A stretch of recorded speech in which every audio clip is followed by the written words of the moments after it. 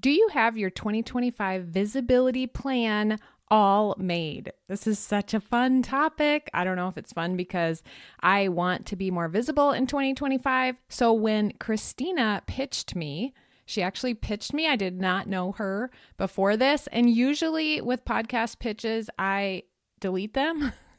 But what stood out was this topic, 2025 visibility plan, how to make one and create it and ideas for it. And so I responded back and I had her on the show and I made a really fun connection. You're going to love her. She's very energetic. She gives us really specific pitching tips. She talks about the pitch sprint, which is what she recommends, and gives us really specific tactics on visibility, not just pitching to podcasts. She gave me lots of other ideas. And the last tip is so good. So make sure you listen to the end and then create your visibility plan and let me know what it looks like. I can't wait to see it.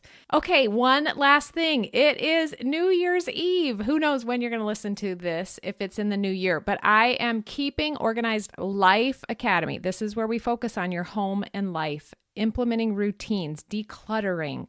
We're implementing the 12-week year with our goals this year. I'm leaving that open the first week in January just so people have a chance after the new year when they're ready to get started. Get in now, jump in now. The links are in the show notes. You can go to the show notes under this episode and it will link you to my blog post that has all the correct links for you to get the very, very best price on Organized Life Academy. And I've even thrown in a really great deal on Organized Coach Academy and a combo deal. If you have a business and a life at home, you can get both of them and really make this your priority in 2025. Okay, let's get into this week's episode and Happy New Year. I'm excited and so grateful to have you listening to this podcast and being a part of my world this past year and going into 2025. Are you ready to work less, feel more organized and productive, streamline repetitive tasks, and implement systems that allow your coaching business to run smoothly even without you? If so, you're in the right place. Welcome to the Organized Coach Podcast, your go-to source for practical tips and solutions. I'm your host, Tracy Hoth, professional organizer, certified life coach, simplifying expert, and most of all, down-to-earth fellow coach just like you. No matter if you think you're missing the organizing gene, have ADHD, or just love anything organizing, I'm here to help you become an organized coach with a business that works for you. Pull up a seat and let's get started. I get emails with pitches to have people on my podcast, and mostly if I don't know them, I hardly even read it. I just put it in the trash or just delete it. And so I got this pitch and it was really good, but the thing that stood out to me is one of the topics.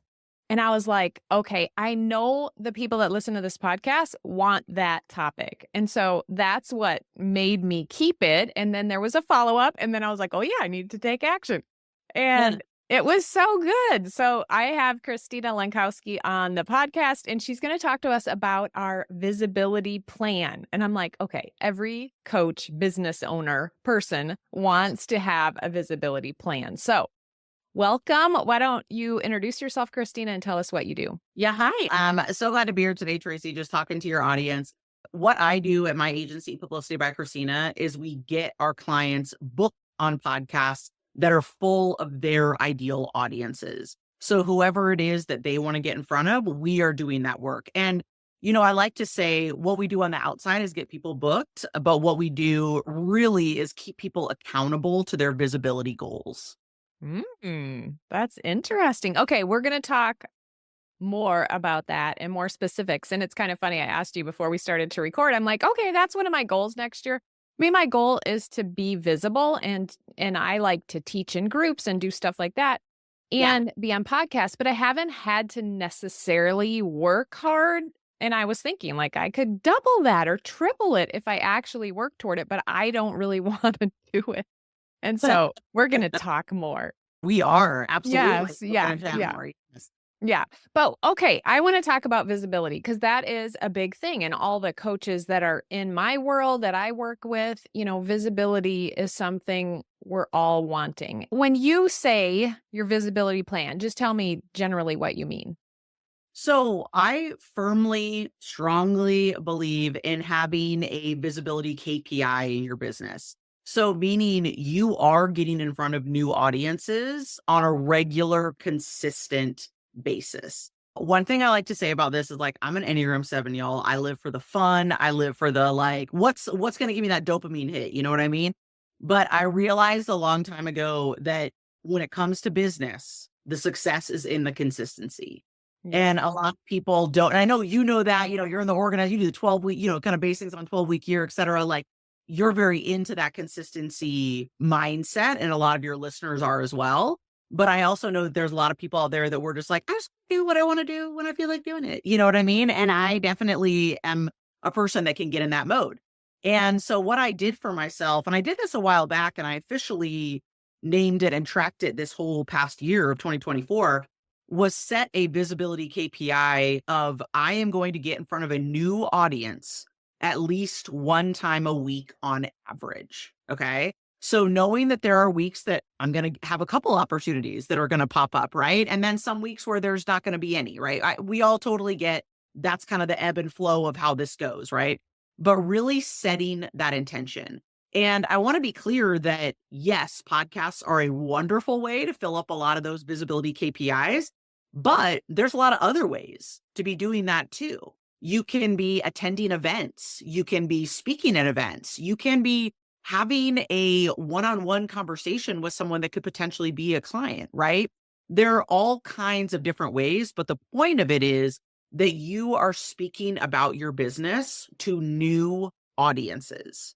Okay. Okay. So new people. The big thing that us as business owners do is we just get so caught up in working on our business and fulfilling the work that we do for our clients, et cetera, that we forget to work on our business a lot.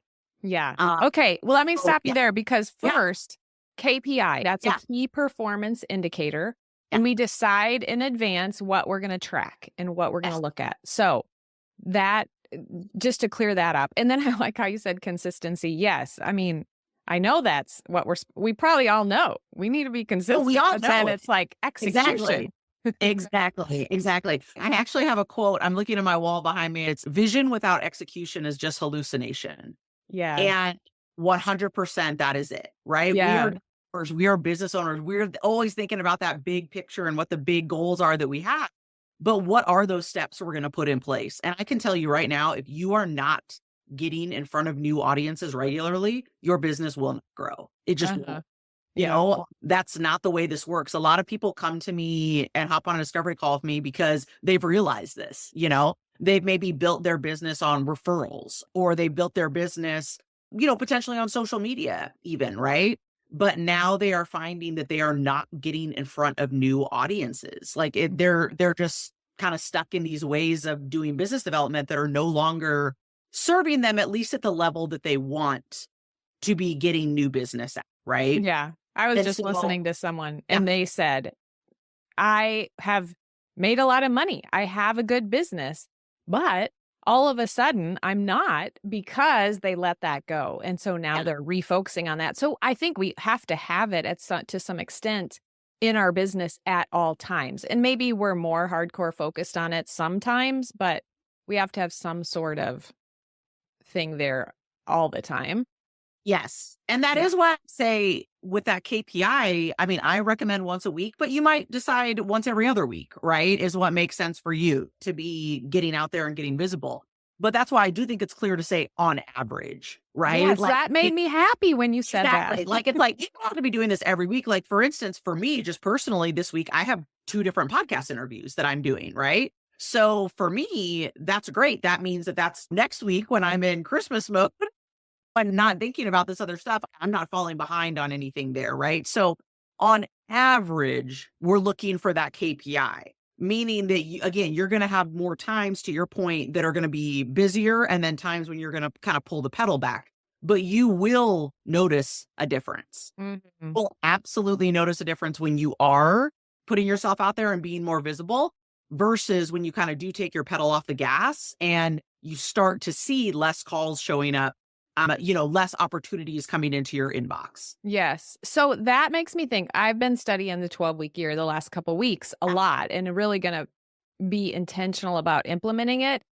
And one of the things they talk about is lag and lead goals. And so when you say we're going to be on one podcast or speak somewhere new or do something like that once a week on average, that's our lag goal. So then I think, okay, what are the tactics? What are the lead goals that we have to have in order to do that? And I don't know if we want to talk about that right now, but I'm like, yeah, because in the past, I would think, okay, that's what I'm going to do. But then I would just be like, hope it works out,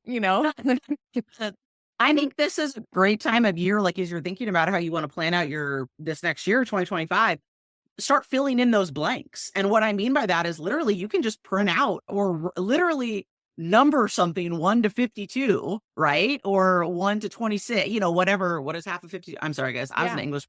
It was 26, yeah, right? 26. Yeah. Oh my God. Look at me. My coffee is hit. So, write that on a piece of paper and just start putting down things you already have booked, right? Like if you're going to an event, right? Write that down, put that in there. Like for me, I know I'm going to an event in January, so I'm going to put that in there. I know I'm going to an event in March. I'm going to put that in there, right? It's okay that I'm not speaking at those events. That's fine. The whole point of that is I'm going and I'm going to be meeting new people and talking about my business to new people. So that's what we're looking for here, right? That can be one-on-one conversation, like I said. So putting some of those things, if there's local networking events that you're going to go to, put those in. That's great. That's an awesome opportunity to be getting out in front of folks, right? So these are all different ways. If you already have some podcast interviews booked, like if you're like, oh, actually, I am going to be on a podcast interview or two, or, oh, you know what? My friend asked me to be on her podcast and we haven't booked that yet. Let me reach out to her and let's get an actual date on the calendar, right? Mm-hmm. And again, you can be putting that in this list and seeing what do I still need to plan?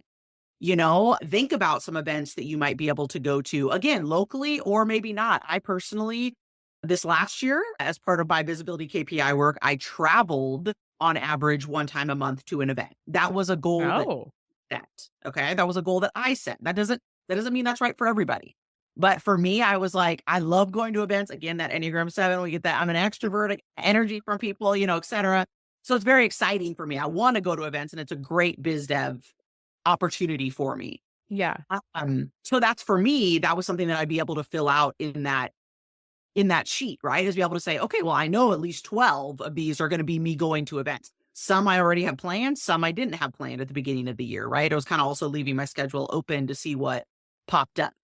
So that's okay too. Understand that you don't need to have it all ready right now, but it would be a great idea to start getting some things on there that you can get, locked in solid, and then be able to think about, to your point, how am I going to get some other stuff in there? Yeah. I sign up for this local event. Does that mean I book a coffee date with that person that we've been putting off for 3 months, right? Does that mean I go ahead and start pitching myself to some podcasts? What does that look like?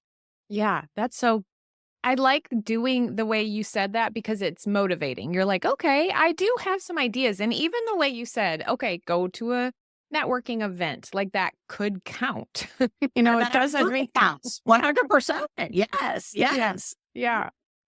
So then I'm not following whatever script, but I'm thinking these are the best conversations anyways. Go ahead. Yes. Yeah. So then when do you decide? Like, let's say you're on in the first quarter, you have 10 things on the 12 lines on your piece of paper, 1 through 52 or whatever. But you still nothing has changed as far as revenue or whatever. When do you decide? Do I need to double that? Do I need to switch my events that I'm writing down or counting? Like, what do you think about that? That's a great question. And honestly, I think once a quarter would actually be a really good time to kind of be looking back and saying, like, what has happened, to be able, like once every 12 weeks, AKA once a quarter, being able to say, what has come from these and what can I do to nurture them further? And what I mean by that is like a lot of times people, I notice this happens a lot. So I was saying I go to these 12 events, right? Or I went to 12 events this last year, but you better believe the next week I book a whole day where I'm doing follow up, Mm, a whole day after events where I'm doing follow up with people, booking calls with them, etc., so that I can make this an actual business development event that I went to, right? Like meeting people is, yes. but we have to have the follow-up on the back end. And maybe that's me pitching myself to their podcast. Maybe that's me, having them book a discovery call with me to see about working with our services, right? Whatever that is. But when I am at events, you best believe I'm taking notes. One of my friends, Tamika, makes fun of me because she's at events with me sometimes. And she's like, what are you doing? And I am literally like, I meet someone and I have a genuine conversation. And if it felt like it was a great connection, then I'm going to make a note like, oh, they have a podcast, da, da, da, they do XYZ. That, and nothing big. I'm not saying I write down a paragraph, but I write some words down. And then when I reach out to them the following week, I can recall who that is, right? Yeah. What did I kind of talk about very briefly? And that's not because I'm just looking to like suck up to them or something like that. It just is giving me this like, reminder of like, this is what we talked about. This is kind of what they do. And in my mind, I'm like, now what makes the most sense for them for me to follow up on, Yeah. right? It me seeing if one of our clients would be a good fit on their show? Is it me seeing, they would be a good fit for our service? Or is it just a connection call with someone that I hit it off with, right? Yeah. Because you never know. And I think that's kind of the key about why I would say like one times a quarter is a good time to look back as opposed to like once a month, because you're going to do a podcast interview and it's not going to air for a month, 2 months. You know what I mean? Right. Meaning there's a lot of opportunity that's going to come a little bit further down the road. So I don't want you to get so hung up on like, what is my immediate like ROI? Result. Yeah. Exactly. What's my immediate result? Like I need to know. It's going to be more of like, how is my momentum shifted over this quarter? What needs to be followed up on? What do I need to pursue for the next quarter as well? Yeah. So you being a 7, like you said, I had no idea. I'm not, besides my own, I don't even know what they mean, but I can see you're super outgoing and fun. So how do people decide, like, what are good things to do for them? Yeah. I want you to think about what truly lights you up. You know what I mean? Mm. And I understand that I'm an extrovert. I do. But I want to say that almost all of our clients are introverts. But introverts thrive on podcasts, y'all. And the reason for that is it's just a one-on-one conversation. This isn't out in front of a whole group. This isn't you talking on a stage in front of 500 people. Like right now, me and Tracy, we are just having a one-on-one conversation. It just happens to be recorded and other people are going to listen to it later on. And so for a lot of my clients, that's what they really love is they're like, oh, I can have a conversation with someone all day. Yeah. Right. Like they're like, that's not the issue. The one-on-one thing, like that's all good. For them, it's more so scary to think about getting up in front of a lot of people, having to travel, having to do whatever. Like that's what they're not necessarily interested in. Right. Mm-hmm. So I want you to think about what works for you. Is it going to these events, traveling, is it doing all that type of stuff? Or are you more like, you know what? I'd rather double down on podcasts. I'd rather double down on maybe doing, pitching myself to do guest blog posts on people's websites or on people's blogs, right? Things like that. That's a great visibility thing to be doing. So really think about those things that do feel comfortable for you. And now I want to be clear, you do have to push yourself out of your comfort zone, right? Sometimes too, but be thinking about those things that feel realistic for you to do. What feels like you actually want to make that happen. And then those are just a couple of the tactics, but I guarantee you can think of even more ways that you could be getting out in front of your ideal audiences and in front of those, getting visible in front of those people. Yeah. And I heard someone say that the other day. They're like, oh, you could pitch writing for big magazines because they're always looking for something. And you can even put it in AI, like, look at this magazine and tell me how to write an article for them based on whatever of your own stuff. And I was like, oh, I didn't even think about, I mean, even though in the past, like I've been on the local news or in a local newspaper, and I do remember one. That's great too. That's absolutely a great visibility thing too. Local press. Yes. Yeah. And I do remember, because back in the time I worked in people's homes organizing, and I do remember I got a client from the newspaper article. But so do you think you help people first look at where they already got clients? Is that where you start? Or how do you start with someone thinking about creating their visibility plan? I do think that it's important to look at where you've gotten clients in the past. A lot of people that come to us and work with us, they've gotten clients off podcasts before. They've been on a podcast. It worked really well for them. And so that's something that they want to continue, right? So that makes sense to them. They're like, yeah, this is I absolutely see the ROI of being on podcasts because I've done it and I've gotten clients off of it, right? But that's very true. Podcasts are a big biz dev thing, but again, showing up live at events that's where I get a lot of clients too. So it is thinking about that. Absolutely. But with that in mind, if you kind of haven't done any of this work before, if you haven't had that experience yet, if you're kind of like built your business on referrals or you're just getting started, you know what I mean? Stuff like that, then try these things. See what works. Like throw out there that you are interested in being on a podcast, right? And see if it's even one of your friends' show or something like that. See what that experience is like and if it's something that you enjoy doing.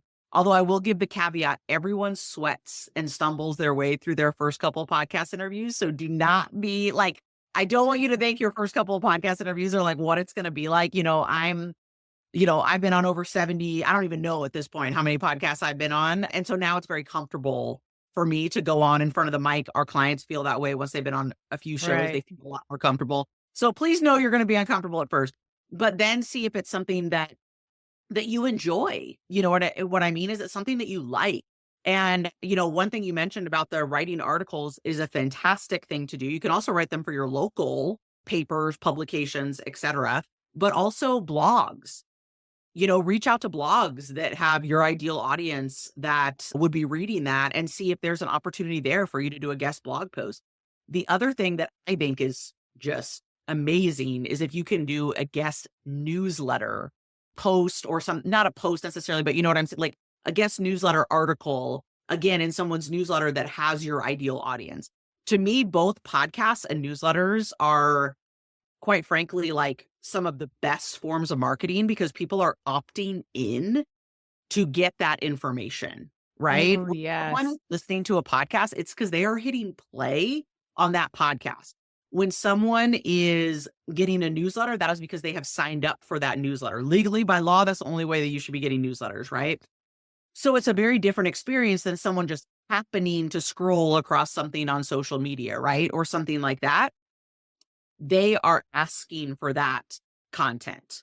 Yes. And that's something we wouldn't even think about. But here's what just happened to me. So I'm so glad you brought this up. Someone pitched to me a while ago, like 3 times, sent the 3 emails to me.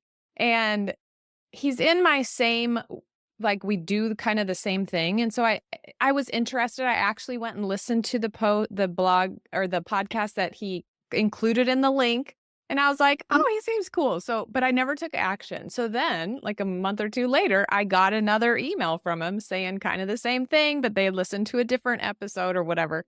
So I reached out to him. And then in that reach out, like if I'm going to have someone on my show, I want to, also either be on their show. So I've asked people to do a swap, but he doesn't have a podcast. So I said, what else is there? Like, what could we do? And he said, you could take over my newsletter. And so the fact that you said that, but then I'm like, I hate writing. Ew, that doesn't even sound fun. But now I'm like, oh, I'm for sure doing that. Yeah, exactly. But okay, so that's so fun. So you could ask for that, especially if you have a podcast and they're pitching to you. If it's someone that your audience would value, that'd be kind of a cool thing to do. That'd be a really cool like swap for sure. Yeah. Yeah. For instance, I don't have my own podcast. Yeah. So I just guest on other people's shows. That's what I'm all about. That's what I do, etc. And so I think that that's a really great way to kind of make that happen. And I also want to reiterate to people, because I think it's important, you do not have to have your own show to pitch yourself to podcasts. Yes. Okay. A lot of people get hung up and they'll be like, oh, but I don't have a show or I need to start my own show first. No, you don't. And in fact, I would recommend you guest before you start your own show, because Tracy can tell you, having your own podcast is a lot of work. It is a lot of work to get it edited, to promote it, to get it out there, etc. So guesting is a little bit, it's a lesser of a lift. Okay. You're Yeah. still providing value. You're still going to be researching beforehand, etc. But you aren't having to do the week in, week out, consistently be putting out these episodes over and over and over again, right? So if someone's kind of asking me first, like, what should I do first? If you already have a podcast, wonderful. But if you don't already and you're interested in getting into this world, I highly recommend guesting first and seeing how you like that experience. Yeah, that's what I did. So for a long time, I didn't have one, and I Yeah. would pitch to guest on people's podcasts. Yeah. So good. It's fun to just brainstorm different ideas that you Yeah. have, because some of them I wouldn't even think, why am I such a rule follower? I'm like, I wouldn't really think that counted, you know? So visibility. Let's just talk for a moment to someone who's just starting their business. Like I know they could start pitching to people, but in their mind, they're like, I don't even know what I'm doing. Maybe that's what they're thinking. So what would you say to them? I would honestly say to them, start pitching. And I know how you're like, well, they're thinking this. And I'm here to tell you, I want you to think this. What is the worst that can happen?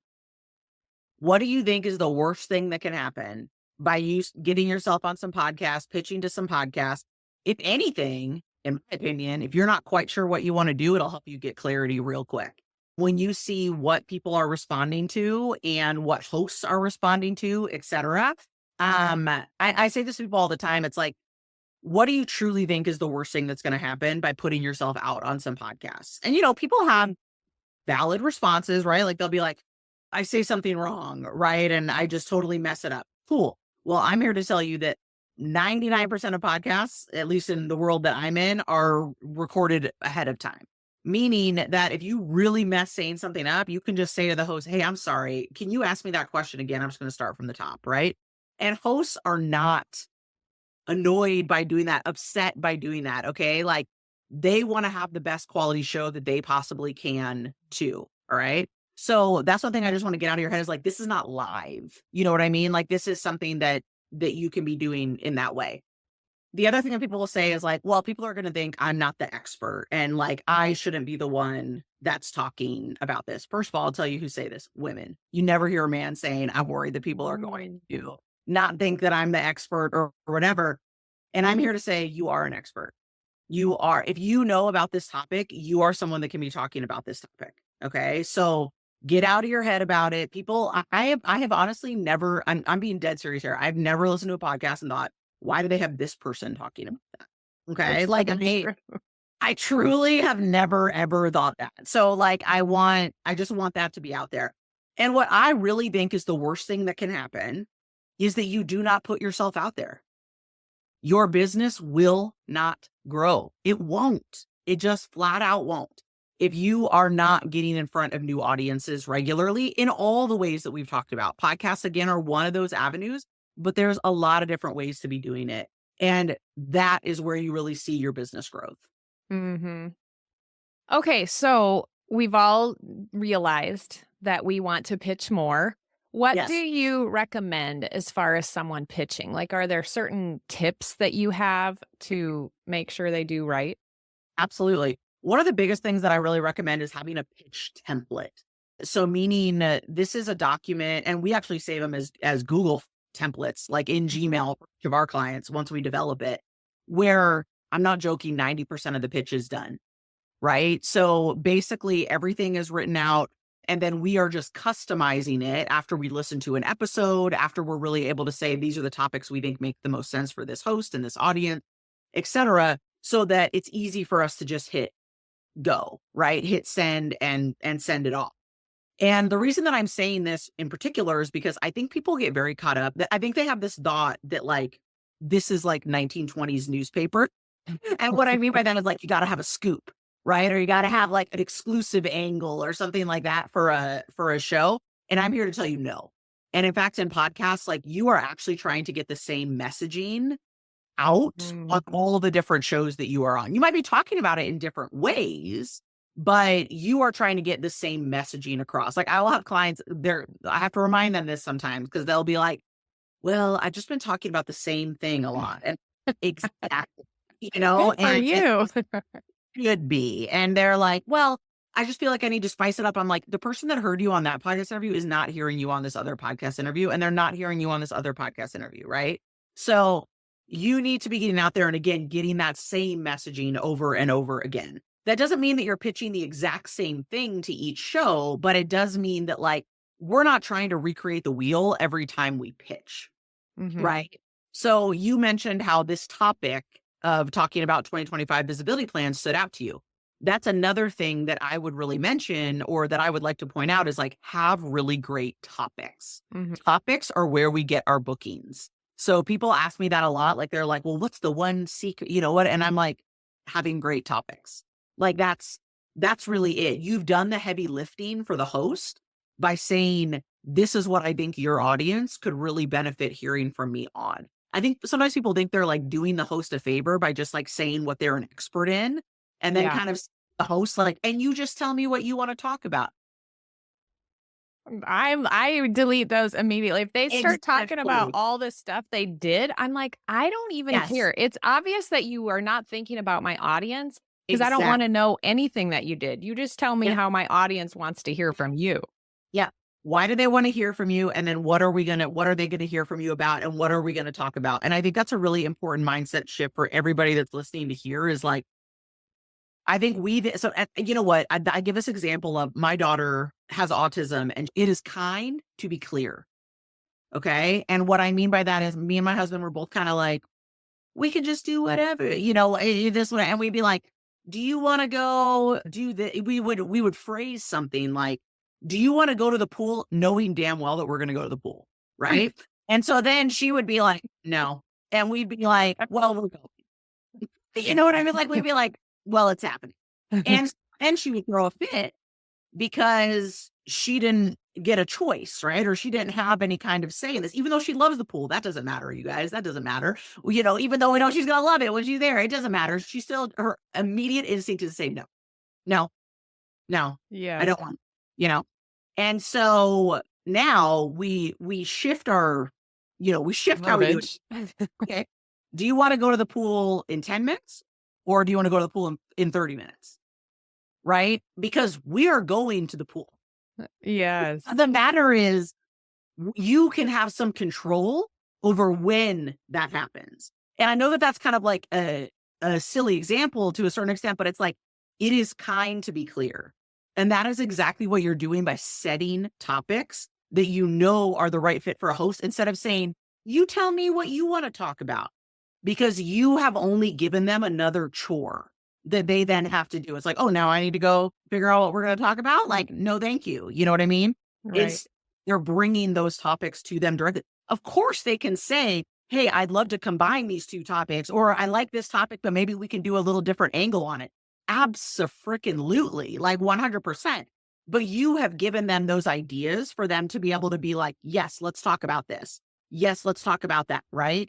And you never need to worry. I have never had this happen in the whole history of doing this for the last 5 years and 1,000 podcasts we worked with of someone like taking a topic and using it with another guest.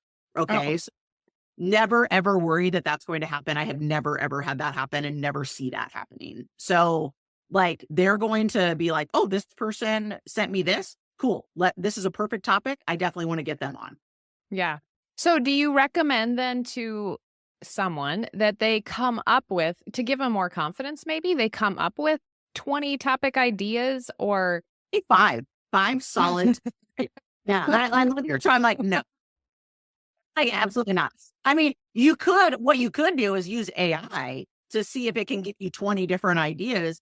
You narrow down 5, and then you expand on those. You know what I mean? Like, you could be like, I'm an expert in this, here's what my experience is. Here's who the audience I'm trying to get in front of. Lovely ChatGPT. What are 20 different podcast pitch topics I could give, right? And it's going to spit some out for you. Now, I'm not saying you copy and paste those. No. How I love using ChatGPT or AI is for inspiration. I love to be like, oh, that's a good idea. Let me expand on that, or let me tweak that a little bit. And then I'll write my topic from there. Okay. So like that is a really, really great way to do it. We use that with subject lines all the time. We use AI all the time for subject lines. Like that is a big thing for us. Like we're always like, oh, I wonder what ChatGPT is going to say. So I think it's a great idea to ask it for 10 topics, 20 topics, and then narrow that down to 5 that you're going to have on your pitch template. And then when you send your pitch, you are going to pick the 2 or 3 that make the most sense for that host. And that's what's going to go into your pitch. Okay. But having 5 solid ones, that's what we do for our clients. We'll have like anywhere from 5 to 7 really solid topic ideas that we then narrow down to typically like 2 that we're then sending off to the host. Okay. So then is there some sort of process as an organizer, like a process that someone should use that you found successful? Like you send a pitch and then you follow up one day later or a week later, or how do you guys recommend? I love this question. And I love that I'm talking to organizers because y'all are Enneagram 1s for the most part. Okay. I don't know. You said you do know what you are. Do you know what you are? I'm a 3.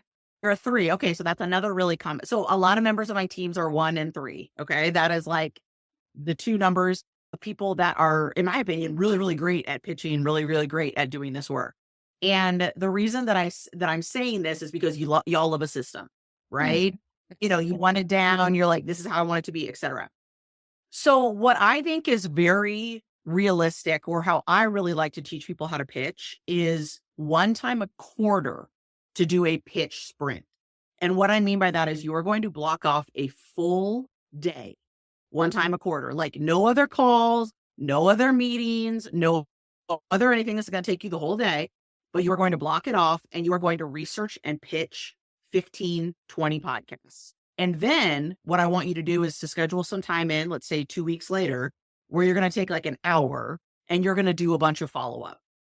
And then what I would do is I would even schedule 1 month after that, put another hour and do a 3rd follow-up, or a 2nd follow-up, I guess I should say, a 3rd email. And that's going to be the final one that you're going to send if you haven't heard anything. And what I actually like to do, pro tip, in that 2nd follow-up is I throw a new topic idea in.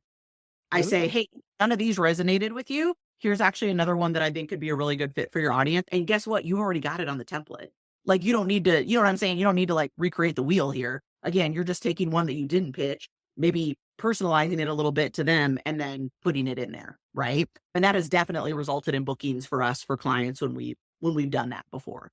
So I actually, this pitch sprint, as I call it, the 1 time a quarter, that to me and to my clients that do the pitch work themselves, that feels very realistic. Like that's something they can do. You know, there are people that, and God bless them, they are so good at like pitching every week, right? Like, and by the way, like we pitch every week for our clients, but that's our job.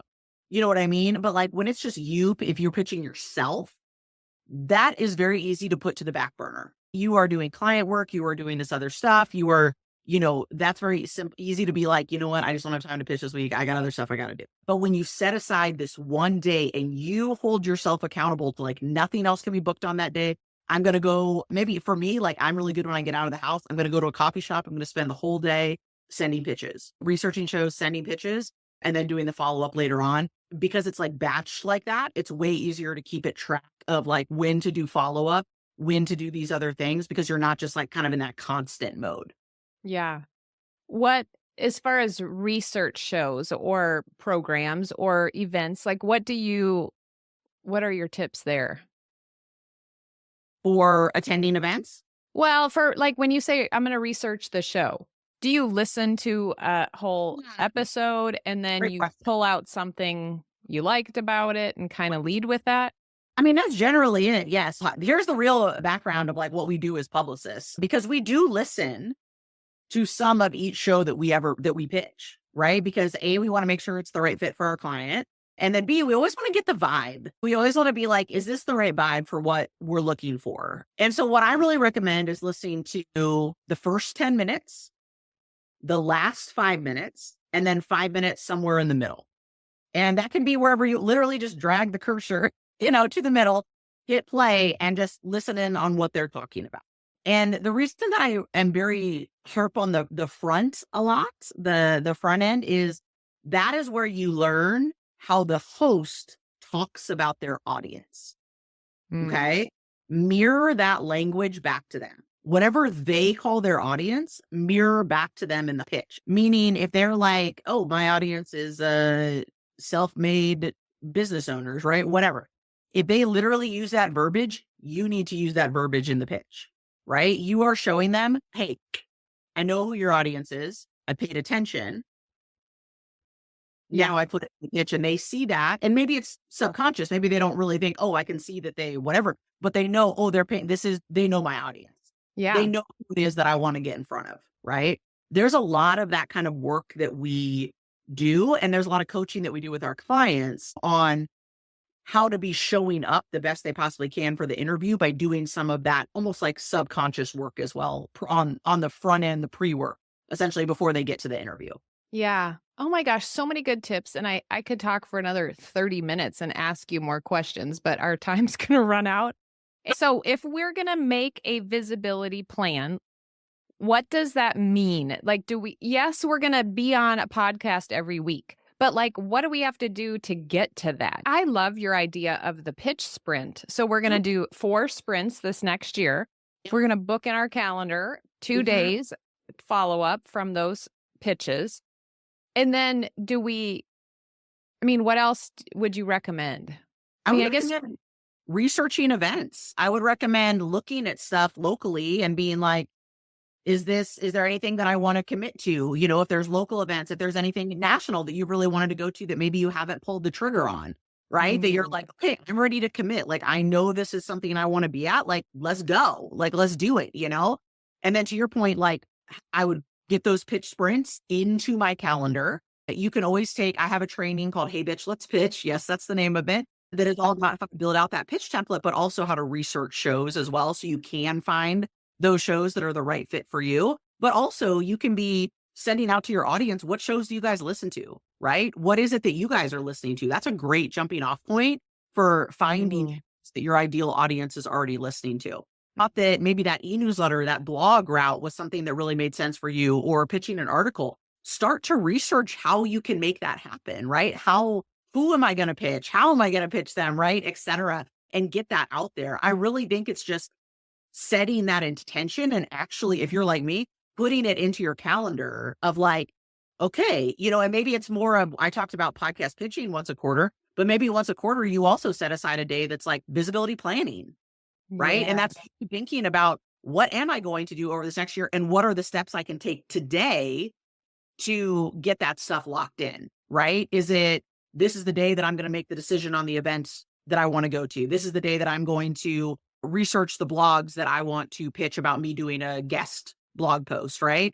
Like, it is all about setting that time intentionally and then just getting it done. Taking this, and like, I mean, I said at the beginning, but you know, vision without execution is just hallucination. So how do we actually make that stuff happen? Yeah. Oh, so good. I love all those tips too. The word that stood out to me is commit. I've been negotiating with myself and considering themselves. I get it. Yes. For this one networking group. Do I want to do it? Do I not? Like, it's just that commitment. But I like how you said, this is the day I'm going to decide what I'm going to do and commit to it. So I love that. Okay, Christina, tell us how people can work with you and find you. I would absolutely love to have people head over to podcastpublicityquiz.com. Is a really fun quiz that I have that'll take you kind of through. First of all, it's my face. It's like a video quiz. So you get to actually see me after hearing me. But it helps to direct people to what might make the most sense for them in their business, whether that is creating their own pitch template, pitching themselves, whether that is a VIP day where we get all their assets ready for them. I have one tomorrow. I had one earlier this week. They're a lot of fun. And then, or is it having our team actually pitch on your behalf and be doing this work for you? And so it's just a really great quiz that'll help you know what makes the most sense for you. Ooh, I'm going to go take that. Okay. What is it? What was it again? We'll have it in the show notes, but. Yeah, we'll have it in the show notes, but it's podcastpublicityquiz.com. And by the way, while I'm on that note, one thing that's very important at the end of each of your interviews, make sure you know where you're going to direct people to capture them. Okay. Yeah. And I love having I just have that as a vanity URL, obviously, you know, podcastpublicityquiz.com. You can buy something like that too. It'll be in the show notes and, you know, they can just link. but it's nice when it's easy for you to say too. Yes. So good. Thank you so much. Everybody, DM me, reach out to both of us. Tag us. Me too. I'd love to hear what podcasts you start getting booked on. If you're feeling inspired, as you head into the new year, seriously, it makes my day when I get notes like that. So please don't be shy. Yeah. And I want to see your visibility plan for 2025. So, okay. Thank you so much, Christina. Thank you.